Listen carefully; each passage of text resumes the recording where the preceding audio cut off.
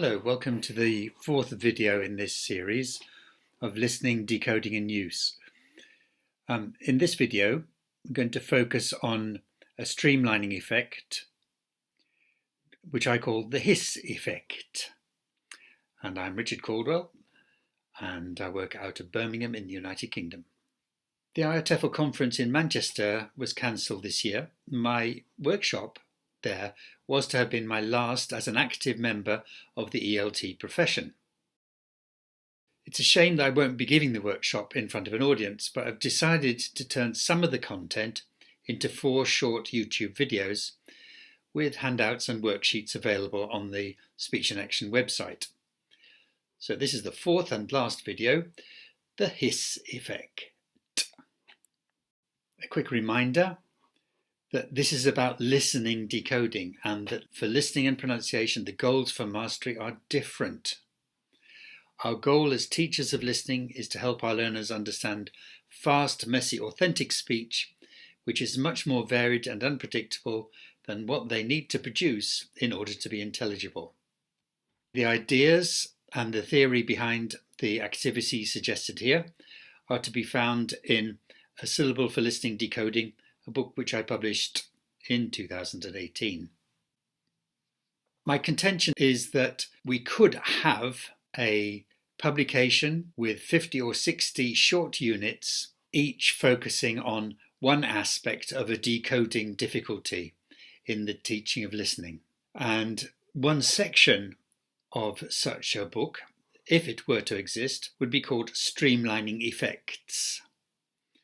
And so what I'm going to focus on today is, in the draft of the contents, listed as number 54, the hiss effect. Okay, so here goes.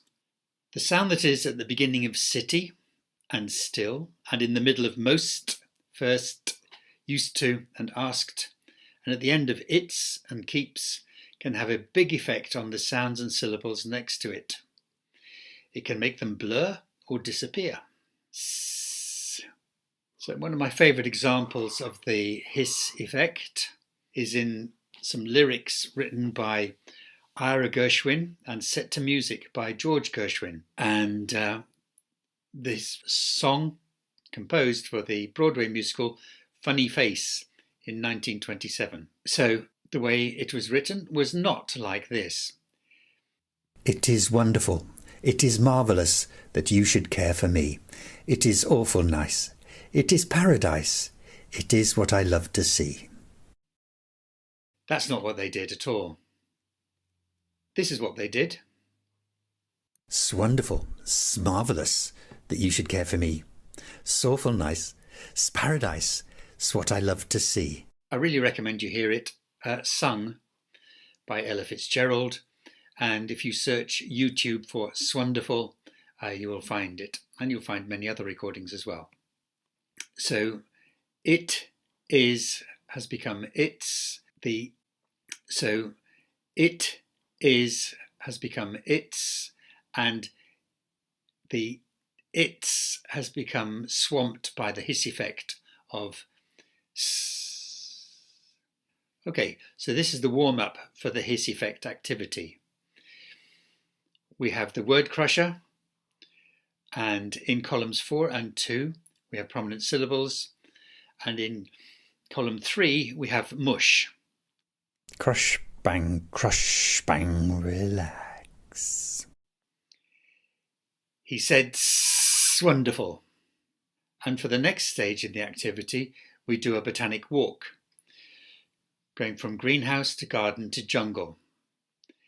If you don't know what the greenhouse, the garden and the jungle is about, then look at the introductory video.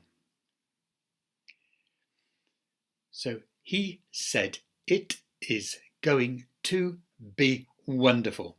Those are greenhouse forms. And then the garden, he said it's gonna be wonderful. So there we have the connected speech rules applied. But the jungle form is he said it's going to be wonderful. He said it's going to be wonderful. So, and in standard orthography, we could represent what's happened to it's going to be as scumby, scumby, scumby. So there's lots of things going on there as well as the hiss effect, but we're focusing on the hiss effect, which has reduced its to s, and has changed the nature of the consonant at the beginning of going. Babams can be bamba, babams can be bamba.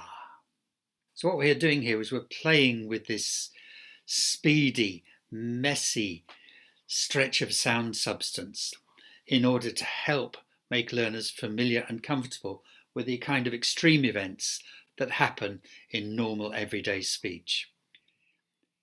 He said it's going to be wonderful. He said it's going to be wonderful. He said it's going to be wonderful.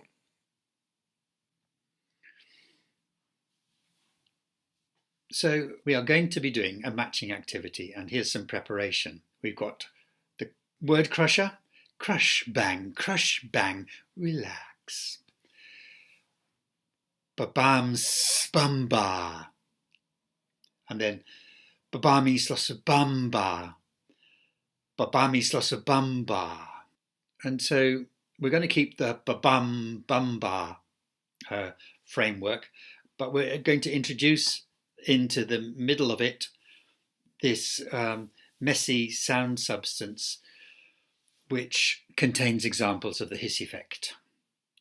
So we've got babami slossa bamba, babam spisa bamba, babamisa bamba, babam spes bamba, babam's just bamba. So this may seem ridiculous, a ridiculous task for learners to do, and perhaps it is, but they're getting practice at doing vocal gymnastics around target items in a messy way, which is typical of extreme events that happen in everyday normal speech.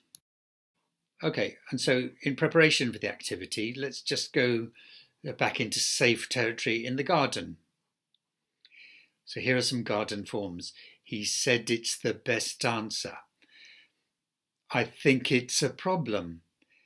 They say it's just awful. But no, it's a piece of paper. Well, he eats lots of junk food. And here you will need to ask students to use their handouts. And the handout and the sound files are available online, so you don't have to teach from this video.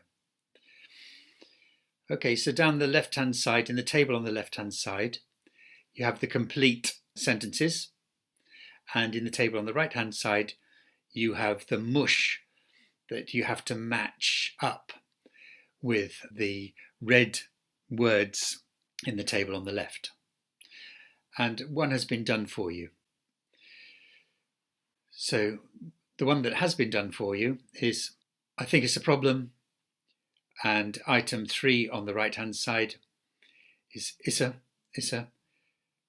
which is the hiss affected version of it is a, which has become it's a, which has become issa. So B is the match for 3 and 3 is the match for B. Can you match the others?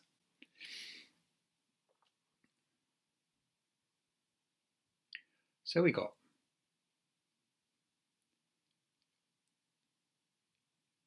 he said it's the best answer.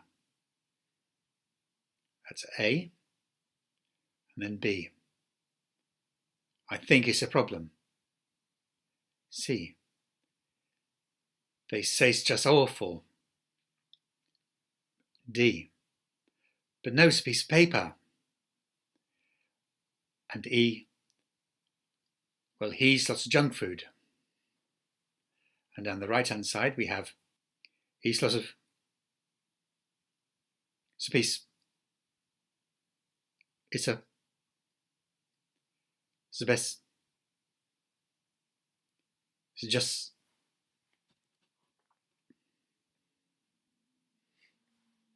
And here's the answer key. So it's color-coded, and you can see on the right-hand side, number 1, East Losov goes with number E. On the left, and so on. Spisa goes with D, Issa goes with B, Sebes goes with A, Sebes goes with A, and just goes with C. It's important to do the botanic walk with each example. And here I've taken another example using slightly different words. So greenhouse, it is going to be super. Then garden, it's gonna be super. Then jungle, it's gonna be super.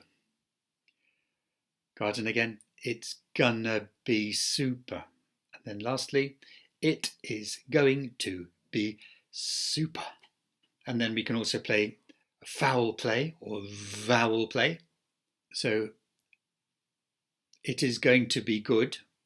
We apply the hiss effect, skim, and then we just change the vowels, running down, in this case, the short vowels of General British English or received pronunciation. So we've got skimbigit, skembiget, skambagat, skumbagut, skombogod, skumbugud. Why do this? Well, vowels are very often the key feature of different accents. Vowels very often occur in very approximate versions. And let's have another vowel play, this time with the long vowels. Skimbigid, skirmbigud, skambagad, skombogod, skumbugud. You may think all of them are unlikely, you may think one or two of them are unlikely, but the whole point is that the sound substance of everyday speech is very, very messy. And by practicing mess and becoming comfortable with the whole variety of sounds that words can have, even to the point of ridiculousness or ridiculosity, whatever the word is, then we're practicing coping with the realities of everyday speech.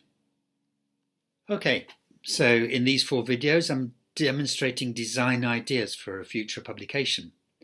But as I am retiring from active participation in ELT, I'll be neither authoring nor publishing listening, decoding and use. If you work for a publisher who might be interested in buying the rights to this design, do encourage them to get in touch via my website. And remember, listening and pronunciation, the goals for mastery are different. Our goal as teachers of listening is to help our learners understand fast, messy, authentic speech, which is much more varied and unpredictable than what they need to produce in order to be intelligible. Thank you.